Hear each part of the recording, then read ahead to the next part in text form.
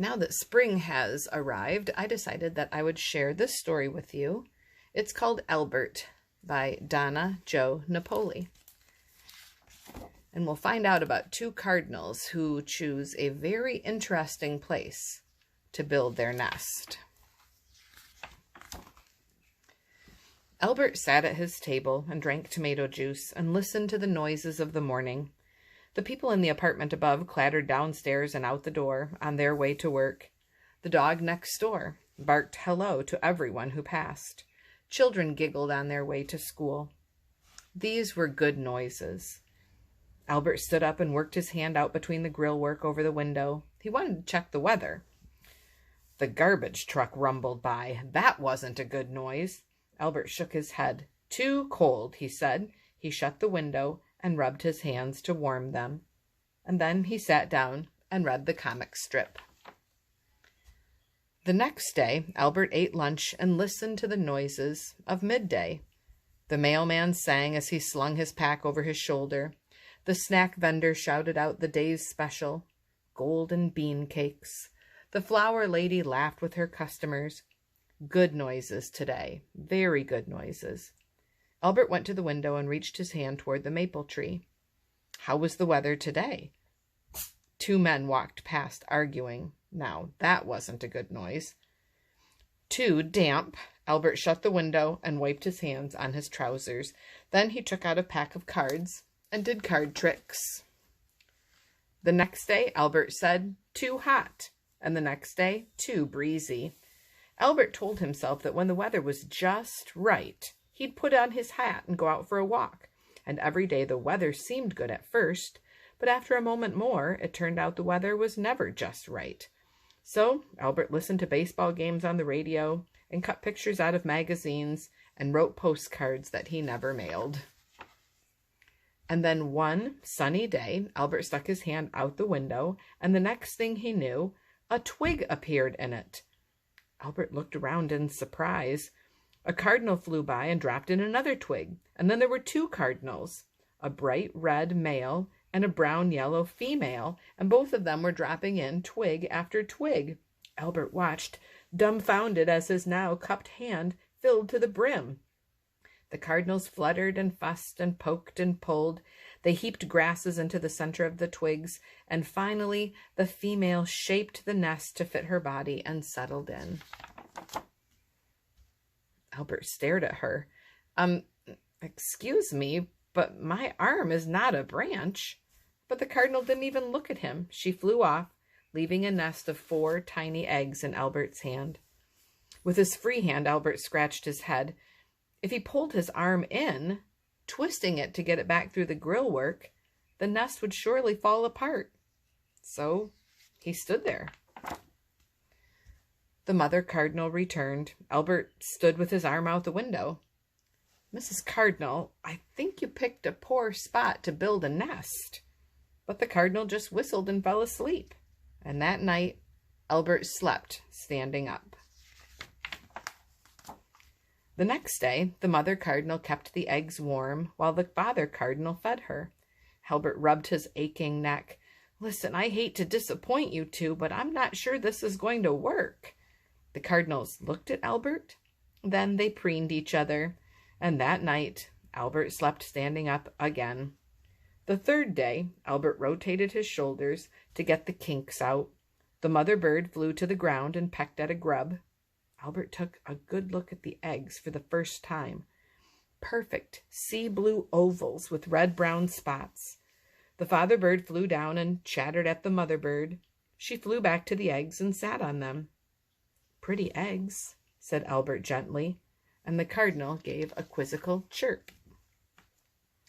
Day after day, Albert stood with the nest in his hand. He began every day by watching the birds, and then he looked around. Once, a plane roared overhead. Albert's first urge was to pull his arm in and shut the window, but the nest kept him there. So he watched the plane until it went out of sight, and soon he found himself dreaming about the places those passengers were going to visit, and he smiled. Once a man and a woman came out of a building yelling. They turned their backs on each other and they both walked off in a huff. Albert wanted so much to pull his arm in and shut the window, but the nest was there. So he stayed put. And about an hour later, the man appeared from one direction and the woman appeared from the other. Each held a wrapped present. They laughed and hugged, and Albert dreamed about what might be in those presents, and he smiled again. Now, Albert didn't only dream. When the mother cardinal hopped off the nest, even for a moment, Albert breathed his hot breath on the eggs to warm them. And once, when the mother cardinal was away, a cat walked along the ledge beneath Albert's arm. It flicked its tail and looked up curiously. It crouched, ready to spring. Albert screeched. The cat ran off, and Albert chuckled. A week passed, and one morning when Albert opened his mouth, he peeped. The father cardinal looked at him askance, but Albert peeped insistently. So the cardinal flew off, and he returned with a beetle. Albert wrinkled his nose and jerked his head away. The cardinal ate the beetle. Then he flew off again, and this time he returned with a blackberry. Albert ate it gratefully. From that day on, Albert peeped, and the father cardinal fed him blackberries. And Albert smiled at the noises all around him.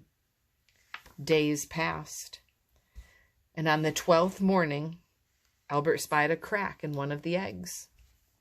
He put his face to the grill work so he could see everything perfectly. The second egg cracked, and the third, and the fourth. The baby birds pecked their way out, wet and scraggly. Good work, Albert smiled. Welcome. Well, in the next few weeks, the mother and father cardinals fed their brood, including Albert, who learned to love seeds and berries, and even, eventually, beetles. The mother sat on Albert's wrist and sang her joy. The father flew to the top of the maple and sang his pride. The parents whistled to the fledglings, encouraging them to test their wings. Soon the first fledgling left the nest, then the second, then the third. But one stayed.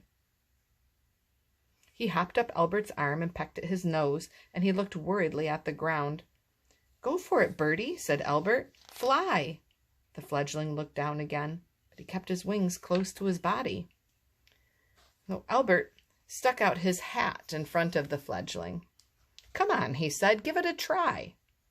The fledgling jumped into the hat, so Albert tossed him up lightly. He fluttered a little and landed safely back in the hat with a peep. Albert tossed him higher. He fluttered a lot and landed back in the hat with a loud chirp. Albert tossed him high, high, high. The fledgling looked around and spread his wings. He flew to the maple tree and whistled. Albert smiled and whistled back. The nest sat empty in Albert's hand. He drew his arm in through the grill work, and the nest fell. Albert looked at the grass and the trees and the sky. He listened to laughter nearby, a good noise, and the siren of an ambulance far off, a bad noise. And Albert knew now that both were part of this big, wonderful world. He put his face up to the grill work, and he felt the wind and the sun on his cheeks. "Just right," he said. Albert smoothed his hair and brushed off his hat. After so long, he hardly looked himself. He went outside for a walk. Now, Albert walks often, and sometimes, just sometimes, when no one's looking, he flies.